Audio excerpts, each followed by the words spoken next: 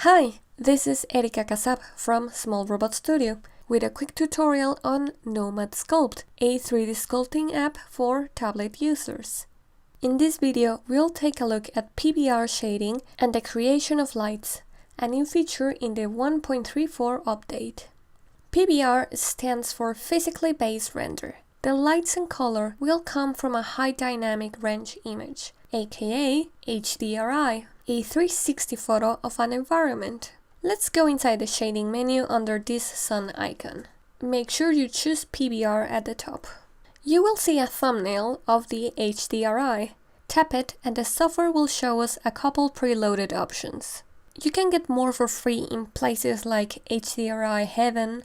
Some smartphones will let you take your own. You can even get them from Google Street View, for which we already have a video in the channel. So get the files on your device. In the case of an iPad, they won't be stored in the photo library.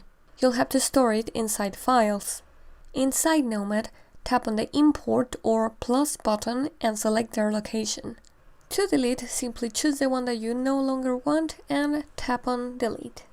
To hide again all these options, just tap on the bigger thumbnail. Next on the menu, we can modify the HDRI exposure or rotation. You can either use the slider or tap the number for keyboard input. A shortcut for rotation will be dragging 3 fingers on the screen. By default, the HDRI will be attached to the camera, but we can deactivate it with this checkbox.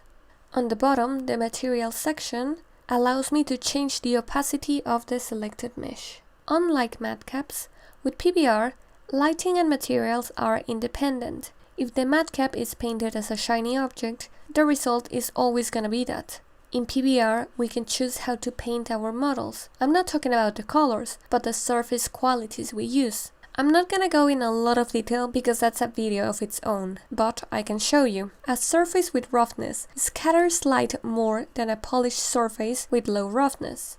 The reflected light will be more intense in the latter. Even more so if we add metalness. By adding metalness, our surface becomes more like a mirror and reflects even more its environment. Of course, the reflections will change according to the HDRI that we have selected. Hey, make sure that you are subscribed with notifications on. Otherwise, you might be missing out on the many tutorials that we release for free each week here on YouTube. One of the new features of the January 2021 update is adding directional lights into our scene. On the top of the shading menu, look for lights and tap on Add Light.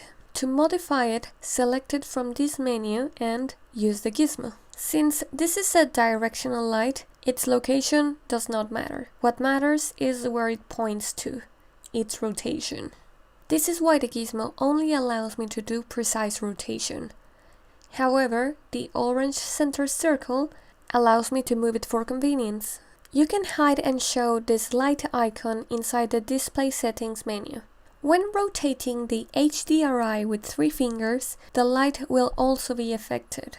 If you don't want to move them, use the slider instead. By the way, lights only work in PBR shading, not matte caps. In the matte cap video, I go in detail about why. We can modify our lights by tapping on the square color. First, let's activate shadows. These allow objects to project shadows into themselves or other objects. Normal bias is an operation that avoids what is known as shadow acne or self-shadowing. When I put it all the way down and zoom in, you can sort of appreciate what I'm talking about. The highest number gives me less noise, but higher numbers are harder to process. Just like after moving my camera, the render takes a moment to catch up. Even more so if I activate the turntable. This happens because it's a real-time renderer with certain limitations. The rest of the light settings will let me attach the orientation of the lights to the camera instead of being fixed. We can also vary the intensity of the light and its color. By the way, you can change the type of color panel with this icon. Alright, that's all we need to know for now. I'll see you soon with a new video. Happy sculpting! That's it for this tutorial. If you find it useful, make sure that you leave a like so other people can find it. And if you haven't already, make sure you subscribe, as we are bringing out CG and illustration tutorials every week. Become a patron and access tutorial assets, bonus content, a private Discord, and more by clicking in the link below.